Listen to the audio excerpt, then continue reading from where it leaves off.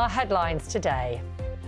World leaders will join tens of thousands of pilgrims at the Vatican this morning for the inauguration Mass of Pope Leo XIV, his official start of his papacy. This is the scene this morning in St Peter's Square. The Mass begins at 9 o'clock this morning. Prince Edward, the Duke of Edinburgh, will be there to represent the King. Meanwhile, the Prime Minister insists closer ties with Europe will be good for jobs, bills and borders ahead of his EU Reset summit tomorrow. The Conservatives accuse him of surrendering to Brussels. At least 25 people have died after storms and tornadoes swept through parts of the Midwest United States.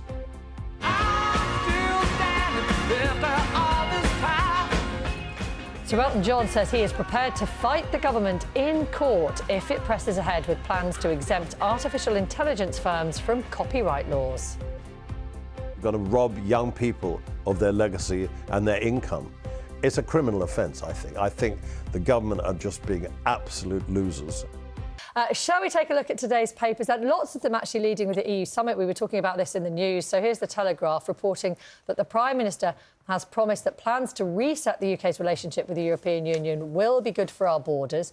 But the Conservatives say this will open the floodgates, in their words, to tens of thousands of people. Calling it a surrender summit, the Mail on Sunday reports that Britain could be forced to pay hundreds of millions as part of the deal. It will also permit EU boats to fish in British waters, the paper says. Kiss and make up, though, is the headline on the front page of The Observer, alongside a picture of Sir Keir Starmer embracing Ursula von der Leyen.